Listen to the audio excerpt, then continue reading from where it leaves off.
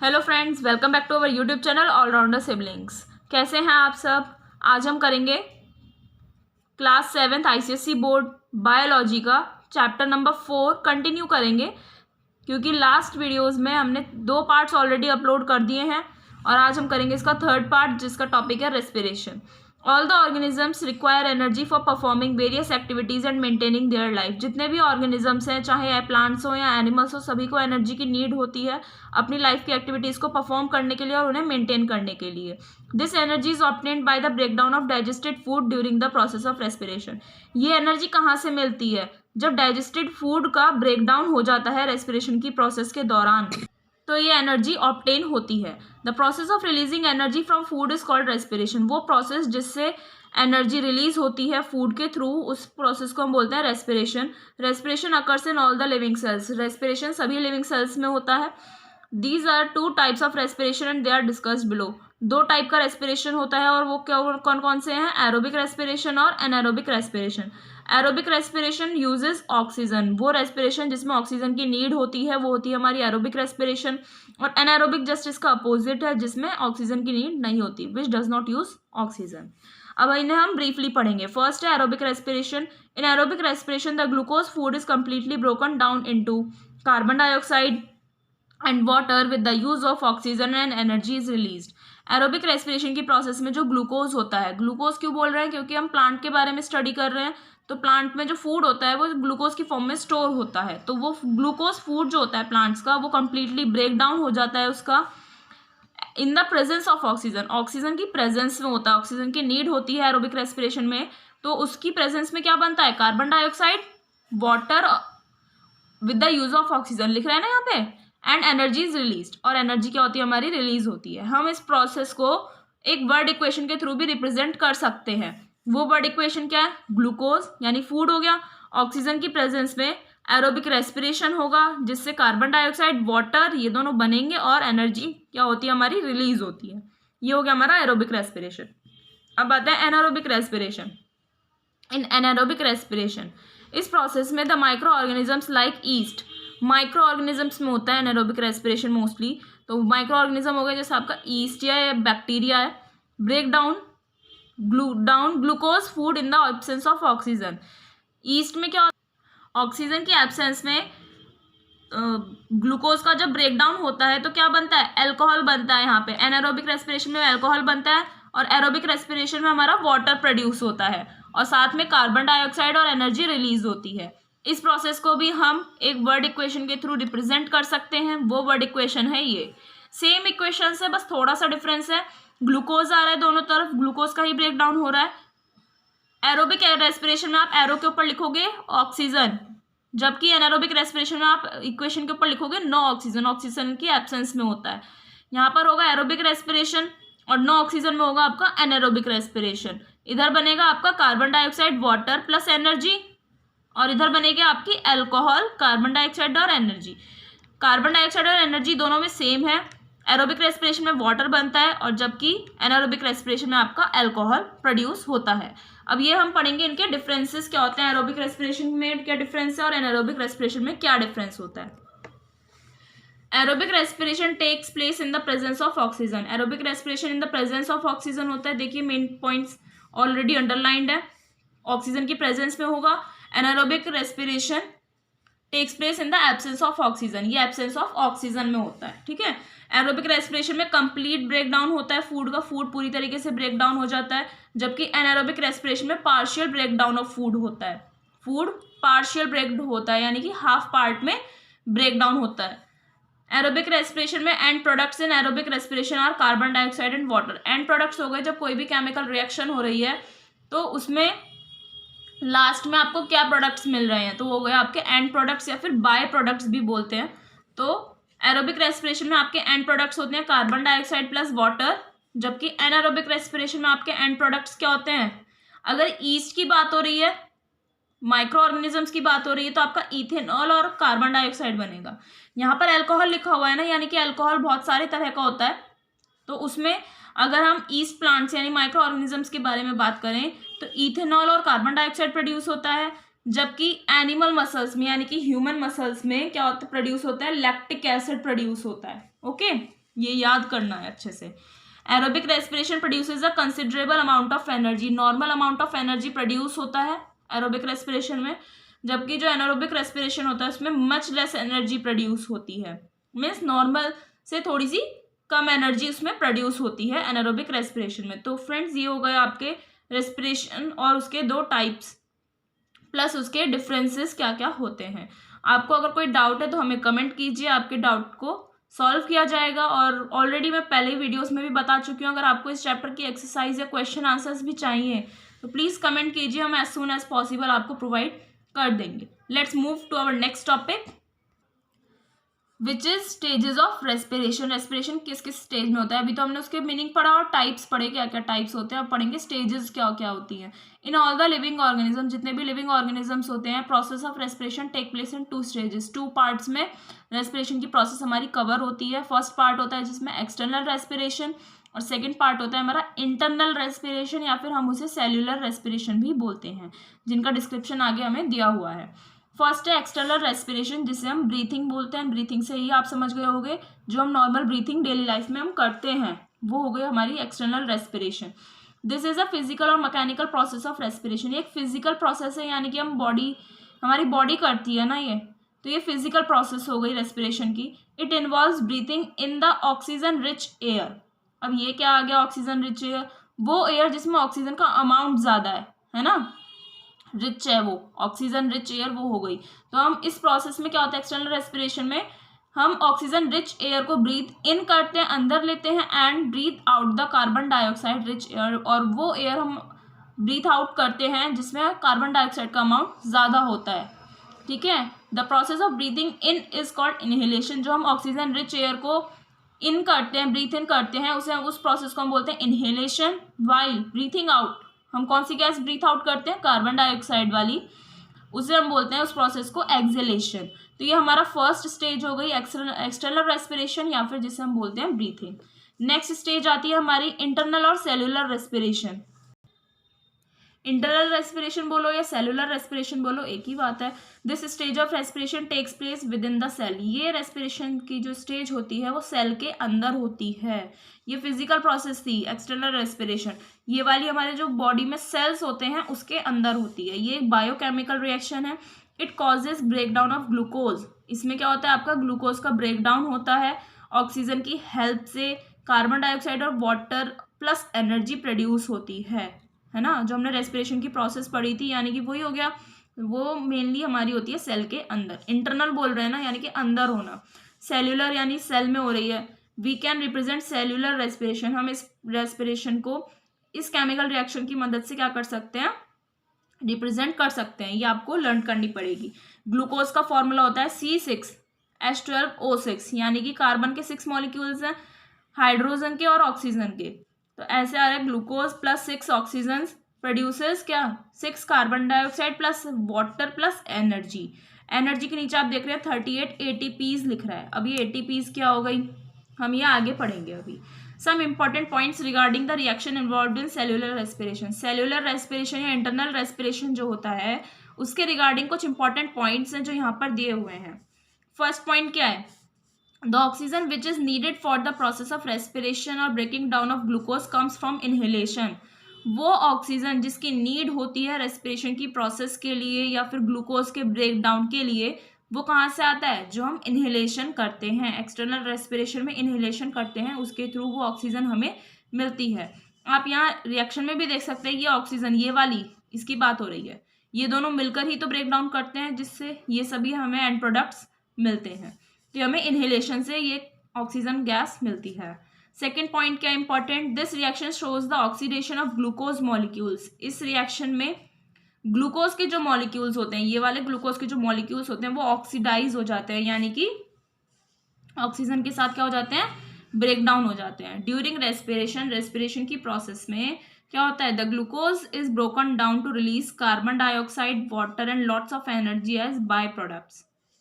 इस प्रोसेस में ग्लूकोज जो है वो ब्रेक डाउन होकर कार्बन डाइऑक्साइड, वाटर और बहुत सारी एनर्जी प्रोड्यूस करता है एज बाय प्रोडक्ट रिजल्ट में। Next important point is the reaction is the result of a series of reactions that are controlled by different enzymes. ये जो reaction है इंटरनल रेस्पिरेशन में जो रिएक्शन होती है ये किस चीज़ का रिजल्ट है? इसमें एक सीरीज ऑफ रिएक्शंस होती हैं जो डिफरेंट डिफरेंट एंजाइम्स के थ्रू कंट्रोल की जाती हैं। अभी एंजाइम्स क्या होते हैं? एंजाइम्स ऐसे सब्सटेंस होते हैं जो किसी भी रिएक्शन की स्पीड को ऑल्टर कर देते हैं, चेंज कर देते हैं। वो उसमें पार्टिसिपेट तो नहीं करते बट उसे ऑल्टर कर देते हैं। ठीक है, लास्ट एक और पॉइंट है इसके बाद इंपॉर्टेंट सेल्यूलर रेस्पिरेशन के रिगार्डिंग। नेक्स्ट पॉइंट क्या है? The energy release in the reaction is in the form of ATP. जो एनर्जी रिलीज होती है इंटरनल सेल्यूलर रेस्पिरेशन की प्रोसेस में वो किस फॉर्म में होती है? एटीपी की फॉर्म में होती है। 1 मार्क में क्वेश्चन बन सकता है what is the full form of ATP. तो यहाँ पर लिखा हुआ है एडिनोसिन ट्राइफॉस्फेट। ए से एडिनोसिन, टी से ट्राई, पी से फॉस्फेट। तो ये आपकी एटीपी की फुल फॉर्म हो गई। अब एटीपी है क्या? ये ATP is an energy rich chemical substance. ATP एक ऐसा केमिकल सब्सटेंस है जिसमें ज़्यादा अमाउंट में एनर्जी होती है that gets stored in the cells. जो एनर्जी क्या होती है? सेल्स में स्टोर हो जाती है and can be broken down any time to release energy. और किसी भी टाइम हम इसे ये ब्रेक डाउन हो जाता है जब एनर्जी की ज़रूरत होती है। So these molecules are energy reservoir of cells. इसलिए जो एटीपी मॉलिक्यूल्स होते हैं ये एनर्जी रिजर्वॉयर्स होते हैं, एनर्जी को रिजर्व कर लेते हैं, सेव कर लेते हैं and are use for various metabolic activities. और बहुत सारी दूसरी मेटाबॉलिक एक्टिविटीज़ के लिए उन्हें यूज़ किया जाता है। In other words, normal words में हम और क्या कह सकते हैं? The process of respiration involves the breakdown of food materials. Respiration की प्रोसेस में फूड मटेरियल यानी ग्लूकोज का ब्रेकडाउन होता है, एटीपी मॉलिक्यूल्स बनते हैं, कार्बन डाइऑक्साइड और वाटर प्रोड्यूस होता है ऑक्सीजन की प्रेजेंस में। The process of external respiration is different in plants and animals. External respiration की जो प्रोसेस होती है प्लांट्स में अलग होती है और एनिमल्स में अलग होती है। However cellular respiration is similar in all the living organisms. जबकि सेल्यूलर रेस्पिरेशन जो होता है वो सभी लिविंग ऑर्गेनिजम्स में सेम होता है। ठीक है, नेक्स्ट टॉपिक आता है हमारा साइट ऑफ रेस्पिरेशन। रेस्पिरेशन अब होता कहाँ है? अभी हमने टाइप्स पढ़ लिए, स्टेजेस पढ़ ली, अब साइट ऑफ रेस्पिरेशन कहाँ होती है? Process of respiration takes place partially in the cytoplasm and partially in the mitochondrion of the cell. Site of respiration अभी बताया क्या होता है कि रेस्पिरेशन की प्रोसेस होती कहाँ पर है। तो रेस्पिरेशन की जो प्रोसेस होती है वो पार्शियली, पहले भी बताया, हाफ किस में होती है? साइटोप्लाज्म में कंप्लीट होती है और हाफ होती है हमारी सेल के माइटोकॉन्ड्रिया में। ठीक है, ये होगी हमारी site of respiration. The respiration in plants differs from that in animals in 3 respects. Plants का जो रेस्पिरेशन है वो एनिमल्स के रेस्पिरेशन से 3 मेन पॉइंट्स पे बेस करता है, डिफरेंस है उनके। फर्स्ट है all the parts of a plant perform respiration individually. Plant के जितने भी पार्ट्स होते हैं जैसे रूट, स्टेम, लीव्स, ये सब रेस्पिरेशन अलग अलग करते हैं। मीन्स रूट अलग करेगी, स्टेम अलग करेगी, लीव्स अलग करेंगी respiration. On the other hand an animal performs respiration as a single unit.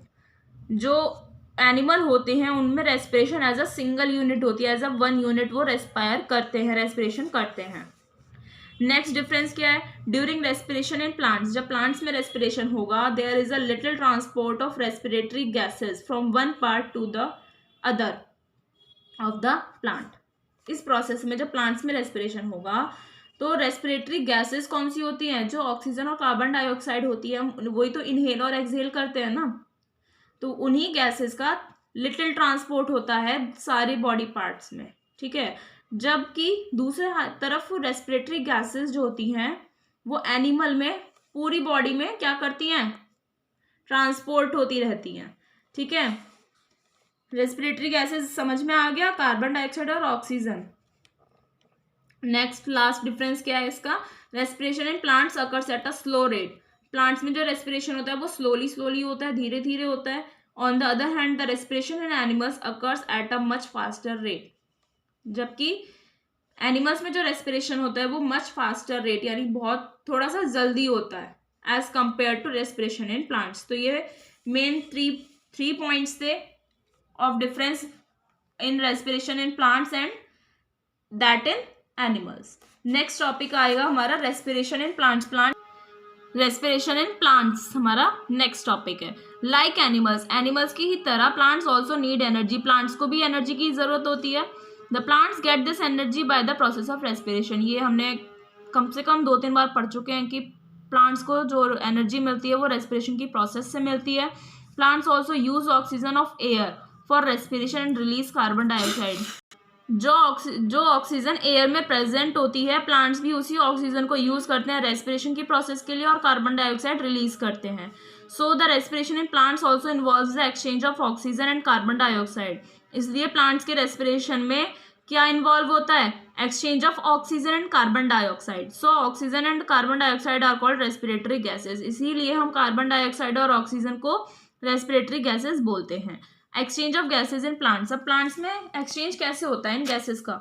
The exchange of respiratory gases in the leaves take place by the process of diffusion through stomata. ये जो exchange होता है respiratory gases का leaves में, वो किससे होता है? Bye the process of diffusion. Diffusion होता है जिसमें एक गैस इन होती है और एक गैस आउट होती है स्टोमेटास के थ्रू। स्टोमेटा हमने स्टार्टिंग इस वीडियो के इस चैप्टर के फर्स्ट पार्ट में स्टडी किया था, स्टोमेटा क्या होता है। And reaches all the cells. Oxygen जो होती है क्या होती है? Oxygen from air. एयर से ऑक्सीजन जो है लीफ में एंटर करती है, डिफ्यूज होती है, डिफ्यूज इन होती है, अंदर जाती है स्टोमेटा के through and reaches all the cells, और सारे सेल्स में चली जाती है where it is used in respiration, जहाँ भी उसकी नीड होती है और रेस्पिरेशन की प्रोसेस के लिए उसे यूज़ किया जाता है। Carbon dioxide produce during respiration. अब रेस्पिरेशन की प्रोसेस हुई और जो कार्बन डाइऑक्साइड गैस प्रोड्यूस हुई डिफ्यूजेस आउट, वो डिफ्यूज आउट हो जाती है, रिलीज हो जाती है फ्रॉम द लीव से इनटू द एयर। वो उसी स्टोमेटा से बाहर रिलीज हो जाती है, एयर में चली जाती है carbon dioxide gas. The exchange of gases also takes place through lenticels. ये तो स्टोमेटा के थ्रू हुआ, अब लेंटिकल्स के थ्रू भी होता है। अब ये लेंटिकल्स क्या है? लेंटिकल्स आर टिनी ओपनिंग्स, छोटी छोटी ओपनिंग्स होती हैं present on the mature roots and woody stems of some trees. जो कुछ पेड़ के, कुछ ट्रीज के वुडी स्टेम या फिर रेड रूट्स में प्रेजेंट होती हैं। जैसे यहाँ पर आपको डायग्राम में दिखाया हुआ है, ये जो बन रहे हैं ना मार्क्स से, ये मार्क्स टाइप जो लग रहा है, ये आपके लेंटिकल्स हैं। They look like scars on the root और बार्क ऑफ द ट्री। वो ऐसे लगते हैं जैसे दाग धब्बे लग गए हों पेड़ की रूट्स पे या फिर बार्क पे। Many fruits like Apple and peer also have lenticels on them. Fruits जो होते हैं जैसे एप्पल और पीयर, उनमें भी लेंटिकल्स प्रेजेंट होते हैं। These fine openings allow. In fine openings जो होती हैं, जो लेंटिकल्स होते हैं, इनसे क्या होता है? Allow oxygen to enter the intercellular spaces of interior tissues. जो सेल के बाद जो हमारे टिश्यूज प्रोड्यूस होते हैं, तो इन फाइन ओपनिंग्स की वजह से वो ऑक्सीजन गैस उन स्पेसेस में अंदर जा सकती है और उसी टाइम पे कार्बन डाइऑक्साइड गैस जो होती है वो आपके एटमॉस्फेयर में रिलीज हो जाती है। मीन्स सेम प्रोसेस होता है। स्टोमेटा में क्या था? स्टोमेटा में उसी ओपनिंग के थ्रू एंटर करती है ऑक्सीजन गैस और उसी ओपनिंग से आउट हो जाती है कार्बन डाइऑक्साइड गैस। और ऐसे ही सेम लेंटिकल्स में होता है, ये भी ओपनिंग्स होती हैं, इन हुई ऑक्सीजन गैस और आउट हो गई कार्बन डाइऑक्साइड गैस। अब आता है रेस्पिरेशन और photosynthesis. Respiration and photosynthesis. It should be noted that, एक बात है जो मेन है, that respiration in leaves occurs during the day time as well as at night. Respiration जो लीव्स में होता है वो डे टाइम में भी हो सकता है, आपका नाइट में टाइम में भी हो सकता है। ऑन द अदर हैंड, दूसरी तरफ photosynthesis occurs only during the day time. Photosynthesis occurs only during day time. Respiration अभी बताया डे टाइम नाइट टाइम दोनों टाइम पे हो सकता है, जबकि फोटोसिंथेसिस प्रोसेस ऐसी है जो सिर्फ डे टाइम में ही होती है। नाइट में कोई फोटोसिंथेसिस की प्रोसेस हो ही नहीं सकती। आप खुद सोचिए क्यों नहीं हो सकती? क्योंकि फोटोसिंथेसिस, फोटो मीन्स लाइट हो गया ना, लाइट तो आपको डे में ही मिलेगी, नाइट में तो नहीं मिल सकती ना। सनलाइट आपकी डे टाइम में प्रेजेंट होती है, इसलिए फोटोसिंथेसिस आपका डे टाइम में ही होता है। ड्यू टू दिस, इस वजह से नेट गैसियस एक्सचेंज जो होता है लीव्स में, टोटल गैस एक्सचेंज जो होता है लीव्स का प्लांट में, वो ये है during day time. Day time में व्हेन फोटोसिंथेसिस अकर, जब फोटोसिंथेसिस की प्रोसेस होती है, ऑक्सीजन गैस प्रोड्यूस हुई, leaves use some of this oxygen for respiration. ये जो ऑक्सीजन प्रोड्यूस होती है लीव्स उस रेस्पिरेशन की प्रोसेस के लिए यूज कर लिया थोड़ी सी को, और रेस्ट वाली ऑक्सीजन को एयर में डिफ्यूज आउट कर देती हैं। Again during day time carbon dioxide produce हुई रेस्पिरेशन की प्रोसेस से, वो सारी रेस्पिरेशन की प्रोसेस में जो कार्बन डाइऑक्साइड प्रोड्यूस होती है वो सारी फोटोसिंथेसिस की प्रोसेस में लीव्स के द्वारा यूज कर ली जाती है। इवन मोर, और तो और carbon dioxide is taken in from air. अगर जरूरत पड़ती है तो और एयर से कार्बन डाइऑक्साइड गैस ले ली जाती है। So the net gas exchange जो होता है लीव्स में, डे टाइम में क्या होता है, उसमें ऑक्सीजन डिफ्यूज आउट होती है, ऑक्सीजन रिलीज होती है, बताया ना, रेस्पिरेशन की प्रोसेस के लिए यूज कर ली और बाकी की आउट कर देते हैं। और CO2 डिफ्यूजेस इन, यानी कार्बन डाइऑक्साइड डिफ्यूज इन हो जाती है, अंदर आती है, वो और लेते हैं ना। और नाइट टाइम में, ये तो कंडीशन थी हमारी डे टाइम की, अब आती है नाइट टाइम में, क्या होता है, फोटोसिंथेसिस ही नहीं होगा, नो ऑक्सीजन प्रोड्यूस, है ना, कोई ऑक्सीजन ही प्रोड्यूस नहीं हुई, तो ऑक्सीजन जो है वो एयर से लीव्स एब्जॉर्ब कर लेती हैं, ले लेती हैं, जिससे रेस्पिरेशन की प्रोसेस कवर हो सके। और कार्बन डाइऑक्साइड प्रोड्यूस जो होती है रेस्पिरेशन की प्रोसेस से, वो एयर में डिफ्यूज आउट हो जाती है। इसलिए जो टोटल गैस एक्सचेंज होता है लीव्स का नाइट में, उसका क्या हो गया, ऑक्सीजन डिफ्यूज इन हुई, क्योंकि फोटोसिंथेसिस की प्रोसेस ही नहीं हुई तो ऑक्सीजन प्रोड्यूस नहीं हुई, इसलिए उन्हें ऑक्सीजन एयर से लेनी पड़ी और कार्बन डाइऑक्साइड गैस उन्होंने रिलीज करी। जबकि डे टाइम में ऑक्सीजन गैस डिफ्यूज आउट हुई थी और कार्बन डाइऑक्साइड डिफ्यूज इन हुई थी, है ना। तो ये हमारा रेस्पिरेशन और फोटोसिंथेसिस कवर हुआ। अब यहाँ पर हमारा लास्ट टॉपिक बचता है इस चैप्टर का, फोटोसिंथेसिस एंड रेस्पिरेशन में डिफरेंसेस क्या हो गए। मोस्टली आपको डिफरेंस समझ में आ गया होगा, बट एक बार फिर भी रिवाइज करवा देते हैं। फोटोसिंथेसिस और रेस्पिरेशन में differences. First, it is responsible for synthesis of food from carbon dioxide and water. Photosynthesis में फूड का प्रोडक्शन होता है, सिंथेसिस होता है, मैन्युफैक्चरिंग होती है फूड की, किससे, कार्बन डाइऑक्साइड और वाटर की हेल्प से। जबकि रेस्पिरेशन में क्या होता है, it is responsible for oxidation of food, food का ब्रेक डाउन होता है, carbon dioxide, water and release of energy, है ना। फूड का ब्रेक डाउन हुआ तो क्या बनता है, कार्बन डाइऑक्साइड और वाटर बनता है और एनर्जी रिलीज होती है। In photosynthesis oxygen is released as a by product. Photosynthesis की प्रोसेस में ऑक्सीजन रिलीज होती है as a by product, result में, है ना। और जबकि रेस्पिरेशन में कार्बन डाइऑक्साइड, वाटर और एनर्जी रिलीज होती है। फोटोसिंथेसिस में सिर्फ ऑक्सीजन रिलीज होती है, जबकि रेस्पिरेशन में कार्बन डाइऑक्साइड, वाटर और एनर्जी रिलीज होती है एज बाय प्रोडक्ट, रिजल्ट के रूप में। Photosynthesis take place in cells. Photosynthesis cells में होता है। सेल्स कौन से, जिसमें क्लोरोफिल होता है और उनकी लीव्स जो है वो ग्रीन दिखती हैं, है ना। Respiration take place in living cells. Respiration आपका लिविंग सेल्स में होता है। Photosynthesis occurs only in presence of light. Photosynthesis अभी बताया था कि प्रेजेंस ऑफ लाइट में ही होगा, और जबकि रेस्पिरेशन जो है वो किसी भी टाइम हो सकता है, मीन्स डे में भी हो सकता है और नाइट में भी हो सकता है। लास्ट डिफरेंस इज फोटोसिंथेसिस की प्रोसेस में फूड मैन्युफैक्चर होता है, फूड का प्रोडक्शन होता है, जबकि रेस्पिरेशन में फूड का ब्रेकडाउन होता है, जिससे एनर्जी रिलीज होती है। तो गाइज यहाँ पर हमारा ये चैप्टर फिनिश हो गया है। ये बेसिस ऑफ डिफरेंसेस हो गए फोटोसिंथेसिस और रेस्पिरेशन में। हमारा फुल चैप्टर प्लांट लाइफ वाला कंप्लीट हो गया है। अगर आपको कोई डाउट है तो प्लीज कमेंट कीजिए, और हमारे चैनल को अपने फ्रेंड्स को, अपने रिलेटिव्स को, सबको शेयर कीजिए, रेकमेंड कीजिए अगर आपको अच्छा लगता है, सब समझ में आता है तो। प्लीज हमारे चैनल को लाइक कीजिए, सब्सक्राइब कीजिए अगर आप हमारे चैनल पर नए हैं। मिलते हैं नेक्स्ट वीडियो में। हमें कमेंट करके बताइए कि आप नेक्स्ट वीडियो किस सब्जेक्ट पे या किस टॉपिक पर चाहते हैं, हम उसे प्रोवाइड करेंगे आपको एज सुन एज पॉसिबल। मिलते हैं नेक्स्ट वीडियो में नेक्स्ट टॉपिक के साथ। Thank you.